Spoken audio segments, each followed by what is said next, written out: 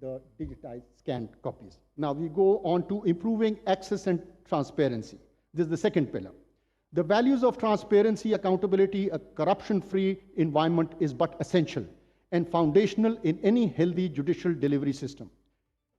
Access is central to achieving transparency, and to that end, a dedicated anti-corruption hotline has been established, providing a secure and confidential platform for citizens to report incidents of graft. This is ready day and night. Whenever the complaints come in, within 30 to 60 days, keeping in the nature of the complaint, the complaints are processed and the complainant is informed about the outcome of the complaint. Along with this is the public feedback portal has also been deployed to gather any analysis feedback in the structural manner, while public facilitation centers have been set up at the principal and registries. You see, I'm with you. You should have access to the Supreme Court. It is your Supreme Court. It is nobody's Supreme Court. But if I can provide you with whatever you require at the facilitation center without disturbing the office, I think that will cater to whatever your needs are. Whatever information you require, whatever record you require, we will provide you with everything at the facilitation center. That is why we have the facilitation center, and we're going to have an opening, a soft opening today. And inshallah, it will be functional. They claim by the 1st of October, hopefully by 1st of October, it will be completely functional. Now, acknowledging the financial accountability is equally important. Let me announce that Supreme Court has undergone an external audit. And by the grace of God, the audit is complete, where the issues highlighted are now being addressed. Additionally, in addition to the audit, let me also inform you one very important step which we have taken. We initiated this process of standardization of processes and quality assurance. This process, ladies and gentlemen, is underway. And I've been told that in 9 months, we'll be able to complete this. And what will this achieve? You will be short of international certification. All the processes of the Office of the Supreme Court will be standardized. And there will be no issue of any discretion left with the office. There'll be a system, how you come in, how you go out, how the applications are made, everything.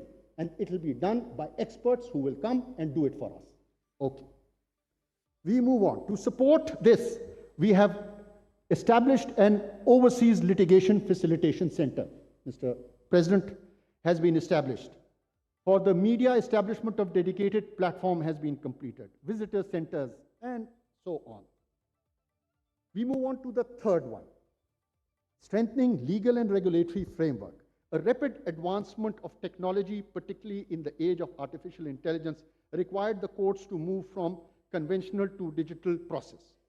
While interim measures have been adopted, like I said, we did small steps, but there was no backing of law. We said, fine, don't give us 7 copies. Give us 4 copies. 1 soft copy. We said it. No rules to back it. The processes entailed 20 steps according to the 1980 rules. We brought it down to 3 because the section heads told us that please, if you change the rules, this will become more efficient. Our section will become more efficient. We did it. Fine. How did we achieve this? To address this, on 30th October 2024, that is only 4 days after my assuming this office, a high-powered committee headed by Mr. Justice Shahid Waheed, with Justice Irfan Saadat Khan and Justice Naeem Aghwan and Justice Akil Ahmed Abbasi as members was constituted. And my God, I tell you, I salute them for their efforts, because it was open. The Supreme Court Bar Association sent in their recommendations. The Bar Council sent them their recommendation. Lawyers sent in their recommendation. Even judges sent in their recommendation. Munib Saab sent it. Justice Aisha sent it, Sardar Malik Shahzad Saab, thank you, Malik Shahzad Saab sent it, and Aminuddin Saab sent it, and myself. You see, they had to look at the recommendations given by the sections, the judges, the lawyers community, and the lawyers and public. It was open. Now, their first input came in, and it was placed before the full court. Let me tell you, it was ready by 19th of March 2025, and it was placed before the full court on 17th April 2005. And after discussion, they said, no, it requires more deliberation. Fine, more deliberation. And whoever had an objection to any proposals, the committee went to them. They sat down with the worthy judges and said, okay, what are your proposals? And they considered and addressed them. And finally, they came up with their final version, which was passed. Now, why through circulation? Let me tell you, this rule has come in after 50 years. You see, you cannot make these rules in one day.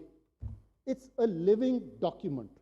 I assure you that, inshallah, till I'm here, every full court will have this rule as agenda item number 1, but with one condition, that whoever has an objection to it, please file your proposal so that there's a process.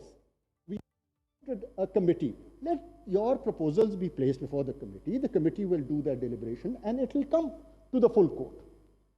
So please, I assure you that whatever your proposals are will be considered and will be taken into consideration. And as far as I'm very happy. Objection, the day the application came from the Supreme Court Bar Association, the same day I said, okay, full court is constituted for this particular item. I have discussed it with the members. Your objections? Let me share with you. Aapki shafarish main bhi karunga. Lekin, there is a process. The process is the committee. The committee will recommend whatever they recommend to the court. Once the recommendation is there, then we go to court. Okay? Okay, we move on. Alongside the rules, several new policies and SOPs have been introduced to address, in essence, to structure the discretion of the competent authority in proceeding with important issues on administrative side. Now, who is this competent authority? That is yours truly. Let me announce to this entire gathering that all the administrative power having discretion of the Chief Justice of Pakistan, I have ensured that it is not only structured, but the criteria for the exercise of that discretion is laid down in letter, and it is made available to all. I'll give you 3 examples. Policy for early hearing and out-of-turn fixation. The chief could do, I tell you, the chief could fix any case at any time. Now, let me tell you, it is very difficult for me because the SOP has been done. These cases will have to be fixed. Bail before arrest, it's there, it's in writing. I can't, it will be very difficult for me to do it. You want an early hearing application? Applications used to be filed.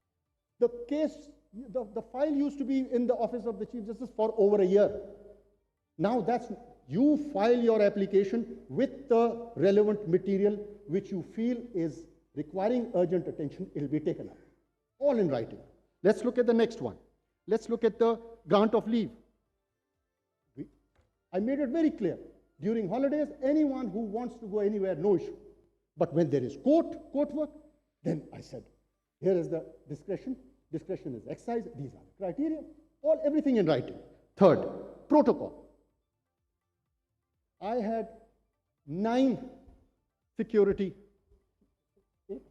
9. I had 9 security contingent as the chief. I sat down with the security people and I said, I am in the red zone. My residence is in the red zone. Please, have a heart. So we have come down to this, that there will be only 2 security vehicles with me, and same is the case with the worthy judges. We have also ensured that being in the red zone area, we don't require so much protocol. We do not require such elaborate protocol, and we've all agreed. However, once you are out of Islamabad or there is a threat to, God forbid, to anyone, then in such cases, we provide security. Once you are out, once you are inside the red zone, we have decided that it's going to be minimized. So and this has been put in writing. Even my protocol has also been put down, not mine. The Chief Justice of Pakistan protocol has also been read down in the SOP, that it has been reduced to so much. You see, these rules, policies, guidelines are intended to make the functioning of this court more transparent, more consistent, and above all, fairer to those it serves. Now, let's move to the 4th. Leverage international and external resources. You can't live alone. You can't live in isolation. I went to China, and let me tell you, we've agreed on an MOU for 5 years. The Chief Justice of the Chinese People's Court, Supreme Court, said, whatever you want, whatever support you want, we'll provide. And it is in writing now, inshallah. To start off with, they have committed that 40 judicial officers from the district judiciary will be going there next year. Same is the case with the Constitutional Court of Turkey. MOU 5 years. We are in the process. They invited our office members to go there. So, and same is the case, we are engaging in changes with the Supreme Court of Bangladesh, Iran, Azerbaijan, Denmark, and also to expand collaboration with the Muslim World League of Saudi Arabia. On the technical side, with the LUMS, we have entered into MOU for management. They will advise us on management, how to manage our processes. And for technology, we have entered into an MOU with Ghulam Isa Khan University. Now coming to the 5th and the final pillar, which is to revitalize attached institution. I will start with the Federal Judicial Academy. Let me tell you, mashallah, they have undertaken 70 training programs this year. And this is, I know, my brother is in a sober mood. Yeah, I want you to smile. You've headed all this. Yes, the DG Saab is there. My brother, Justice Miyagul is also there. He's heading the academy. Thank you and mashallah. And you have benefited 12,485 participants. And let me tell you what is more and very crucial. They have now a collaboration. They have put 182 bars of Pakistan, 182 bars throughout Pakistan. They are provided a calendar that these will be the activities which will take place, and they can sit at the bar and they are connected through video link, and they can see whatever process is being carried out over there. MashaAllah, please keep it up. Now comes the Law and Justice Commission. Law and Justice Commission, there used to be nothing against the retired judges. I'm also going to retire soon. The thing is, it was just judges. I said, no, let's bring in lawyers. So for the first time, from each high court, instead of a retired judge, we brought in lawyers, eminent lawyers from 5 high courts. And I also said, Pakistan, all bar councils of Pakistan, including Pakistan Bar Council, I said, give me one representative, let him sit in that meeting. And this time, mashallah, we've had 2 meetings. They sat, they did the deliberation, zeroed down to start off with criminal law and family law. So the legislation which is to take place initially will be on these 2. And there was a suggestion to bring in the corporate sector, but they said, no, first and foremost is these 2. Once we get these things started, then we can go to the corporate part of it. Now, National Judicial Policy Making Committee. This is something very close to my heart. Here, 5 All the Chief Justices of Pakistan are members. I had it. We sat down. We decided on 17 items on which we were to proceed. Some of the crucial I would like to mention. First and foremost was the serious attention was given to enforced disappearances. And let me tell you, and I thank the that he's assured us that the government is seriously considering mechanism to ensure the production of the detained persons within 24 hours. I thank you for that, and I expect that soon we will have a good news regarding that. Number two, to safeguard the dignity of judges, SOPs have also been framed by the high courts to protect the judicial officers from external influence. This is the district judiciary. We have done it.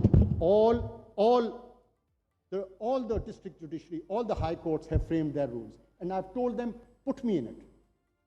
If there is the Chief Justice of the High Court, also put the Chief Justice of the Supreme Court, so that the magistrate sitting in Buni or the magistrate sitting in Gwadar, he should feel that I'm not alone. If there's an influence and I've reported it, then my Chief Justice and the Chief Justice of Pakistan is also there to look after me. So the guidelines, the SOPs in that regard have also been finalized. It's a I'm very happy for that. To promote expeditious justice, not only model civil but criminal courts have started, and they have been given time-bound trials. And it is not like that. There's no specialized courts. What we've done is that the oldest case is to be taken up as a model court. The oldest civil case, the oldest criminal case. And that's how we're going to take it, and they're going to be done on a very day-to-day hearing. Now, moving on to the next point. While mediation facilities are expanded across the province, prescribed timelines for 13 categories of civil cases have been, 13 categories of cases which will now serve as key performance indicators, and this will be monitored through judicial dashboard. Their efficiency will be determined on this. In parallel, a charter of the ethical use of AI. You can't let AI. We are judges. How we are to do it? The national, the policy, the ethical policy has to be framed. Task has been given, inshallah ta'ala, soon. Once that is done, we will publish it, that what is the charter of ethical use of AI. Enhancing access to justice through better infrastructure and legal empowerment. Ladies and gentlemen, I went to the remotest parts of Pakistan, and there I saw that the funds that we have, the funds which are in access to justice development fund, were not reaching the due people. So we took steps, and mashallah, by the grace of God, I'll give you a figure. Look at the markup of the fund. 1 year markup was 1.4 billion rupees, not spent.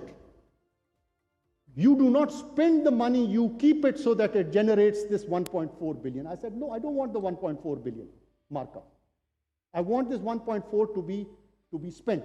And same was the case, thank you again, the Attorney General.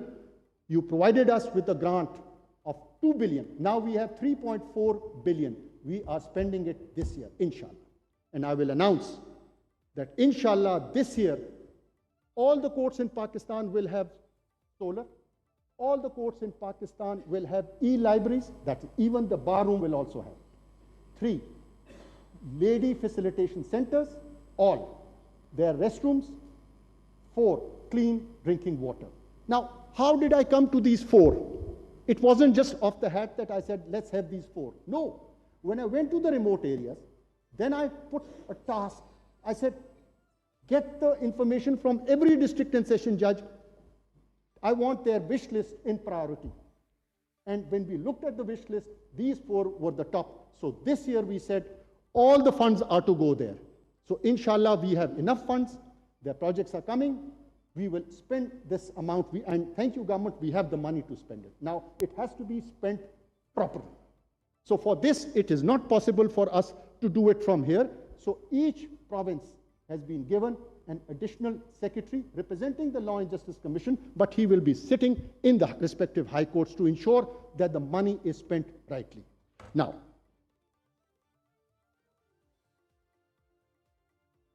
you will also be pleased to know that I will announce it, that any person who cannot afford a lawyer will be given free legal aid, starting from the magistrate and civil court to the Supreme Court. In addition, I am very clear that the pulse of the criminal delivery system lies in the jail. How do I know that? I went to a jail in Deir Ismail Khan. I went there, so I was telling him, do you have water? They said, yes, we have water. Do you have a fan? They said, yes. Medical, yes. Food, very good. There was an inmate who said, Chief Saab, this is Deir Ismail Khan. And he said it in Pashto, and he said, look, I don't want water, I don't want medicine. You are sitting on my case since 2017, my death appeal, and you're talking about these things? Go and decide my cases. It was like a jolt. And I tell you, since then, there has been a constant bench, 2 benches. I've said, put me on a 2-member bench, but I want a constant bench, and I want to thank each member of that criminal bench. I want to name you, but if I do that, it'll be unfair, because then my other brothers will get offended, because everyone has worked hard this year. But I tell you from the wick of my heart, and I'll tell you why I'm happy. I went to Banu then. So when I went to the jail in Banu, I said, take me to the cell of the inmate who has the longest, whose case is longest pending before the Supreme Court. So it was Bahadur Khan, and his case was pending since 2019. Lo and behold, I go there. Now I am apologizing. He's behind the bar, and I'm on this side, and I'm apologizing to him in Pashto. And he turns around and says, why are you apologizing? I said, I'm sorry, I haven't decided your case, and you're behind bars. He says, no, you've decided it. And I said, well, my record doesn't show it. He had, because certified copy had not been issued, he had the uncertified copy of the judgment in which his case had been decided. So thank you, the criminal bench. You have brought, now let me tell you, you have brought the case load from 1917 to 2017. Now we are dealing with cases of 2024. Thank you, sir. I'm not going to name you, but thank you. And I'm proud of you. Okay. And for the prisons, what we did was, I said, let it not be, you see, our judicial officers visits the jail every fortnight, but still there are cases pending. Yes, there is a fault. And what is that fault? So I said, a committee consisting of a treasury member who served a time in the jail, same opposition member, both, and another committee member. 3 members in each province. They've given the report. The report had been given to the National Judicial Policy Committee meeting. Inshallah, we'll take it up in the next meeting, which is scheduled for 17th of October. Al-Mizan Foundation. You'll be pleased to know, I will not say what has happened over there, but for the future, the Committee of Administration has recently been reconstituted under the chairmanship of Justice Mushir Alam, former judge of the, and I have Ziauddin over here. Inshallah, I have great hope. Everything rests on you. I've got my hopes on you. Now, moving on to the Supreme Judicial Council, another very important institution. देखते रहिए सुनो news. Hey girls, sub ready? Next contestants.